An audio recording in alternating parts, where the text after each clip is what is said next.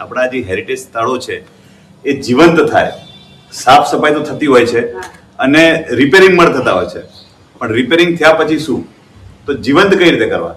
તો વારસો બે પ્રકારનો હોય છે, ટેન્જિબલ અને ઇનટેન્જિબલ. અમુક વારસાને સ્પર્શી શકાય અને અમુક વારસાને સ્પર્શી ન શકાય. ધારો કે ગીત ગાય તો સાંભળી શકાય પણ એને અડી ન શકાય, પણ આ ભાવને આપણે અડી શકીએ તો એ ટેન્જિબલ છે.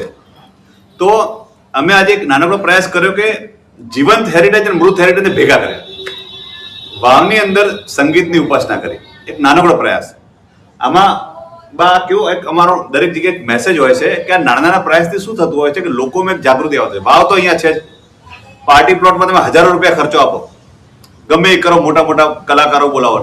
હવે વાવમાં નાનો નાનો ખર્ચો, એક વિસરાતી કલા આપણી વચ્ચે ઉપસ્થિત છે.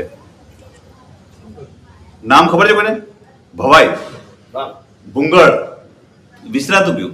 કેમ વિસરાતું ગયું? આપણે કોઈ પ્રોત્સાહન જ ના આપ્યું, આપણે ડીજે લાવી દીધા. હવે આપણે નાના નાના વસ્તુ, આપણે જો આ કલાને પ્રોત્સાહન નહીં આપે પછી વાત કરશે કે રાજા મહારાજાનો વારસો આવે, પણ અત્યારે આવું નવું જ છે, કેટલું વિસરાતું રહ્યું. તો એક નાનકડો પ્રયાસ છે કે વાવની અંદર સંગીત કલાઓની ઉપાસના થાય. તો આ પ્રયાસ થકી અમે પાટણ શહેરના લોકોને એક નાનકડો મેસેજ આપવા માંગીએ છીએ કે તમારે અંદર ગામની અંદર રાણકી વાવ તો છે જ, જે સમગ્ર વિશ્વના લોકો જાણે છે, પણ એક ખૂબ સુંદર ત્રિકંબરોટની વાવ આવેલી છે. તો આ વાવની અંદર નાના નાના કાર્યક્રમ કરો, આવી રીતે સંગીતની ઉપાસના કરો, વિદ્યાર્થીઓ સાથે ટોક કરો, તો જેનાથી શું થશે કે વાવ ઉજાગર થશે અને ઘણા લોકો જાગૃત થશે.